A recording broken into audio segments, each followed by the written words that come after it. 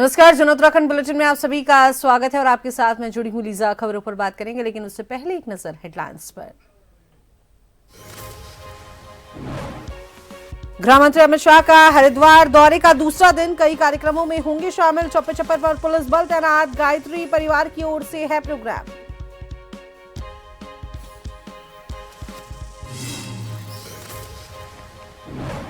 उत्तराखंड में धामी गवर्नमेंट ने बनाया रिकॉर्ड, जन जन की सरकार अभियान बना प्रभावी सुशासन मॉडल। अब तक 3,44,000 से ज्यादा नागरिक लाभान्वित।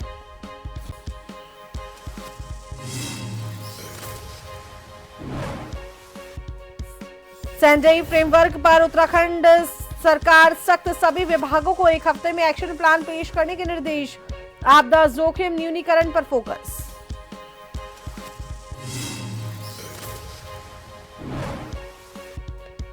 मुख्य सचिव आनंद वर्धन ने ली सिंचाई विभाग की बैठक, जमरानी और सौंग बांध परियोजना की समीक्षा। दोनों प्रोजेक्ट्स को लेकर अधिकारियों को दिए निर्देश।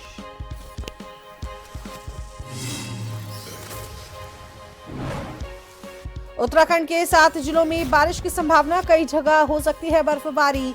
27 जनवरी तक मौसम रहेगा खराब, चमोली में जमा झरना।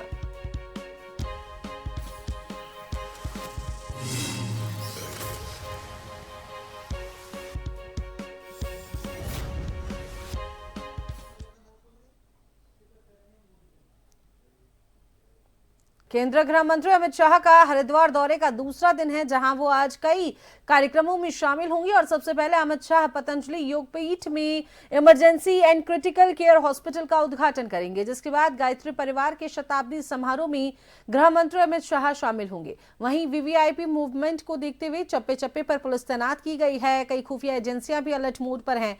अमित शाह के साथ मुख्यमंत्री पुष्कर सिंह धामी, हरिद्वार सांसद त्रिवेंद्र सिंह रावत, अनिल बलूनी सहित बीजेपी के दिग्गज नेता मौजूद रहेंगे।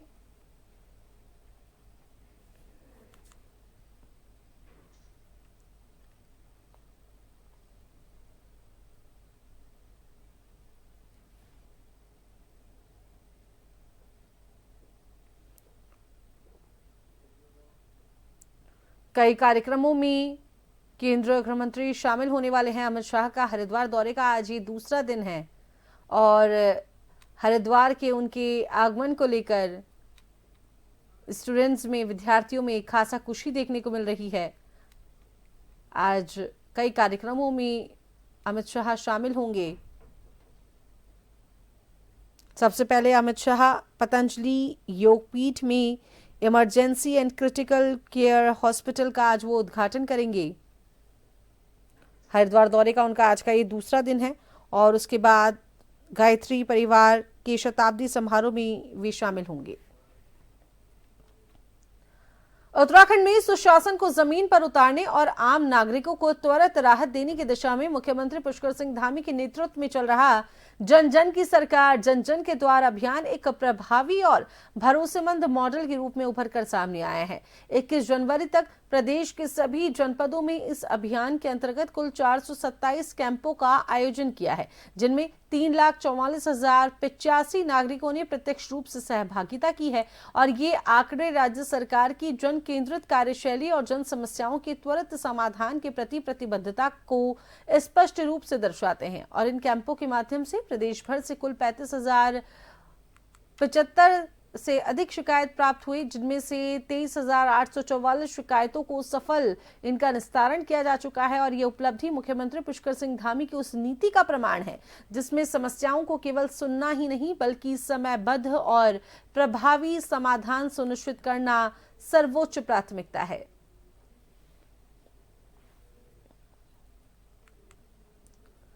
देहरादून में आपदा प्रबंधन विभाग के सचिव विनोद कुमार सुमन ने बुधवार को राज्य के विभिन्न विभागों द्वारा सैंडई फ्रेमवर्क के अंतर्गत किए जा रहे कार्यों की प्रगति की समीक्षा की। राज्य आपातकालीन परिचालन केंद्र में आयोजित बैठक में उन्होंने सैंडई फ्रेमवर्क के लक्ष्यों की समयबद्ध प्राप्ति सुनिश्चित करने के निर्देश दिए। और इस दौरान उन्होंने सभी विभागों को 1 सप्ताह के भीतर अपने अपने विभाग का एक्शन प्लान प्रस्तुत करने को कहा है। विनोद कुमार सुमन ने कहा कि सैंडई फ्रेमवर्क की पहली प्राथमिकता प्राथमिकता आपदा जोखिम को समझना है और इस लक्ष्य को प्राप्त करने के लिए आपदा से संबंधित आंकड़ों का व्यवस्थित संग्रह, विश्लेषण और उपयोग अत्यंत आवश्यक है।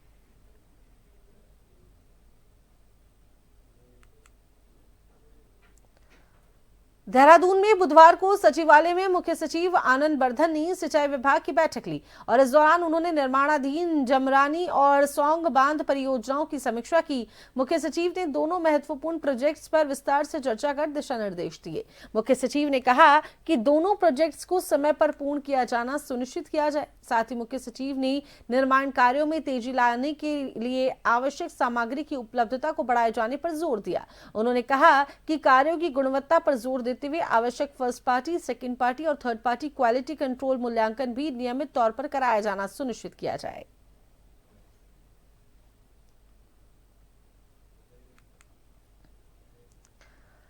चंपावत के लोहाघाट से एक खबर है, जहां ब्लॉक की सीमांत सड़क में हुए डामरीकरण की गुणवत्ता पर सवाल खड़े हो गए हैं। यूकेडी के केंद्रीय मंत्री राजेंद्र पुनेटा और राजू भैया ने इस सड़क की गुणवत्ता पर सवाल खड़े किए हैं। उन्होंने बताया कि पीएमजीएसवाई विभाग के द्वारा 688 लाख रुपए की लागत से रोसाल से डूगरा बोरा चक्सी कोट सड़क का निर्माण कार्य करवाया है, तो वहीं जिसका डामरीकरण उखड़ने लगा है। उन्होंने कहा विभाग और ठेकेदार अपनी इन कमियों को छुपाने के लिए जगह जगह पैचवर्क करने में जुटे हैं।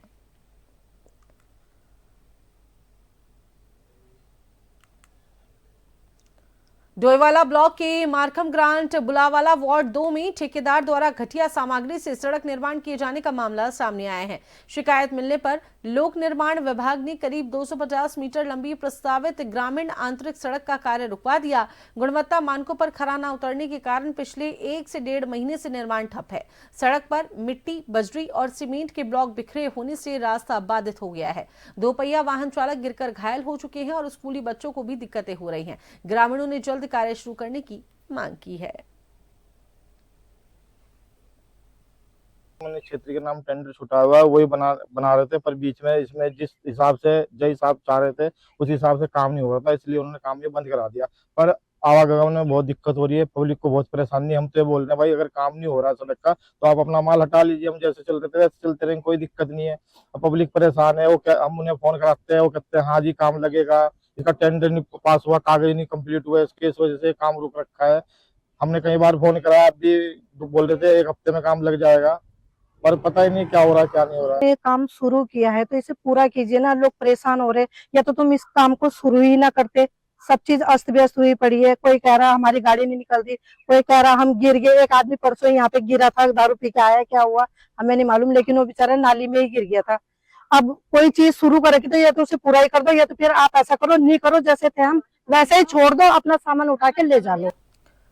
रुड़की के सिविल लाइन कोतवाली क्षेत्र स्थित सत्ती मोहल्ले में 2 पक्षों का विवाद शांत कराना एक युवक को भारी पड़ गया।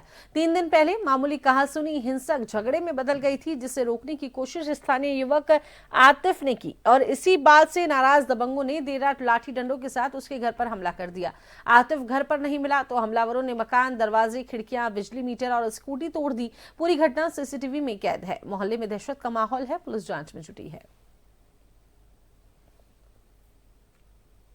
सर ये घटना ये है, ये 4-5 दिन से जो है ये चल रहा है इनका प्रकरण, और इनका आपस में कुछ लड़कों का कुछ मामला बना है, तो उनकी झगड़ा हो रहा था। तो इस परिवार के जो बच्चे थे वो उस टाइम पे वहाँ खड़े थे और उन्होंने जो है उसको बीच को बचाव किया, उसको छुड़ाव किया लड़ाई का। तो वो लड़ाई में जो है वो उनका तो आपस में सुलझाव हो गया, लेकिन वो इनके सिर पड़ गई और वो इनका घर देखा उन्होंने और इनके घर के ऊपर उन्होंने हमला किया। पहले बार जब आए थे तो तब भी इन्होंने हमला किया। फिर उसके बाद जो है 2 दिन बाद आज रात की घटना है ये, तो रात की घटना में ये हुआ कि वो लगभग जो है 30-40 आदमी थे और सभी के हाथ में जो है कुछ ना कुछ हथियार था। तो इससे जो है पूरा महल्ला जो है वो भयभीत है और परेशान है कि क्या हो सकता है, और उन्होंने घर पे आकर के जो है हमला किया। वो तो ये अच्छा हुआ कि जो है उस टाइम पे दरवाजे घर के बंद थे और घर का बिजली के 2 मीटर थे, मीटर तोड़ दिए हैं और जाली का दरवाजा था उसको तोड़ा गया है और स्कूटी जो थी स्कूटी तोड़ी गई है। और ये बताया गया है चलते हुए, ये कह के गए अपने जो भी सामान उन्होंने ले रखा था, लहराते हुए कह के गए हैं कि जो है आइंदा जो है हम कहीं भी मिलेंगे तो हम उन्हें जान से मार देंगे।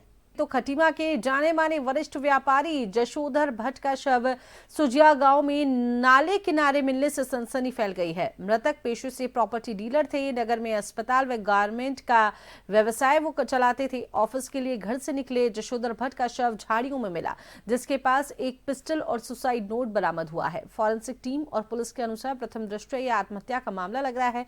सुसाइड नोट में मृतक ने अपनी इच्छा से जान देने की बात लिखी है। पुलिस ने शव को पोस्टमार्टम के लिए भेजकर मामले की गहनता से जांच पड़ताल शुरू कर दी है। तो वहीं प्रमुख व्यवसायी की मौत से पूरे खटीमा क्षेत्र में शोक की लहर दौड़ गई है। ये गांव वालों को इस तरह से मुझे सूचना आई थी तकरीबन 1:30 बजे के आसपास। उसके बाद मैंने 1:50 में SI सर को कॉल की। फिर वो लोग आए हैं, फिर उन्होंने चेक किया तो जेब में से आधार कार्ड वगैरह देख के शिनाख्त हुई है इनकी। ये पंजाबाग निवासी है करके, जसोधर कहते हैं भट्ट जी इनका नाम है। और सुसाइड केस है शायद। ये जसोधर भट्ट नाम के व्यक्ति का शव जो है कल हमें प्राप्त हुआ था, जिसमें सिर में उनके गोली के निशान थे।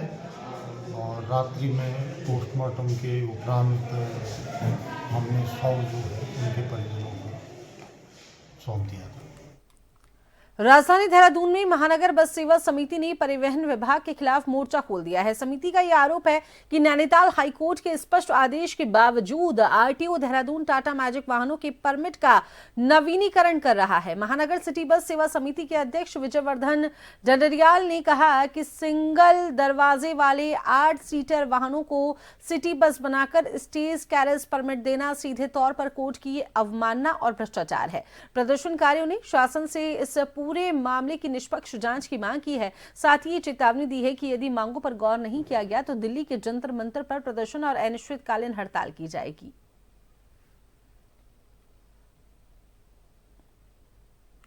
आप ये देखोगे कि परिवहन विभाग द्वारा ये छोटी सी तिरपाल लगी गाड़ी को इसे नगर बस बना दिया, और ये हमारी सिटी बस है नगर की, और ये आरटीओ की नगर बस है। आरटीओ कह रहा है कि ये नगर बस है। इसी के परिप्रेक्ष्य में हमारे द्वारा माननीय उच्च न्यायालय नैनीताल में याचिका डाली गई थी, जिसमें मुख्य न्यायाधीश द्वारा 3 सितंबर 2025 को पहले एक आदेश पारित करा गया था। उसमें बताया गया था कि जो भी टाटा मैजिक वाहन छोटी गाड़ी है उसमें जो भी अगर परमिट अगर पहले रिन्यूअल ना करा जाए, नवीनीकरण ना करा जाए, और इसमें यह भी है कि अगर पूर्व में भी अगर परमिट दिए गए हैं, जब तक कि फाइनल हियरिंग ना हो जाए जब तक परमिट जो है नवीनीकरण ना किया जाए। लेकिन अभी गुपचुप तरीके से परिवहन विभाग द्वारा अभी परमिटों का नवीनीकरण किया जा रहा है। तो आप कहीं ना कहीं देखोगे कि माननीय उच्च न्यायालय के आदेश की अवमानना हो रही है और अधिकारियों को माननीय उच्च न्यायालय के आदेश का भी डर नहीं है। तो चलिए अब आखिर में एक नजर हेडलाइंस पर। गृह मंत्री अमित शाह का हरिद्वार दौरे का दूसरा दिन, कई कार्यक्रमों में होंगे शामिल। चप्पे चप्पे पर पुलिस बल तैनात, गायत्री परिवार की ओर से है प्रोग्राम।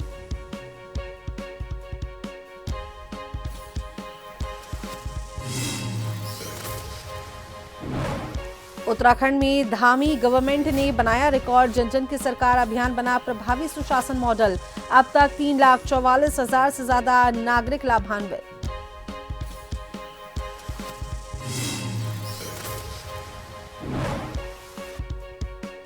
सेंडई फ्रेमवर्क पर उत्तराखंड सरकार सख्त, सभी विभागों को एक हफ्ते में एक्शन प्लान पेश करने के निर्देश। आपदा जोखिम न्यूनीकरण पर फोकस।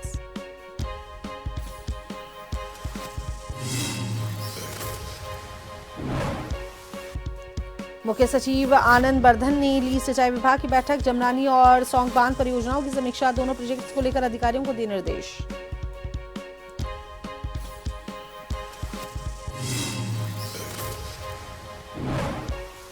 उत्तराखंड के 7 जिलों में बारिश की संभावना, कई जगह हो सकती है बर्फबारी। 27 जनवरी तक मौसम रहेगा खराब, चमोली में जमा झरना।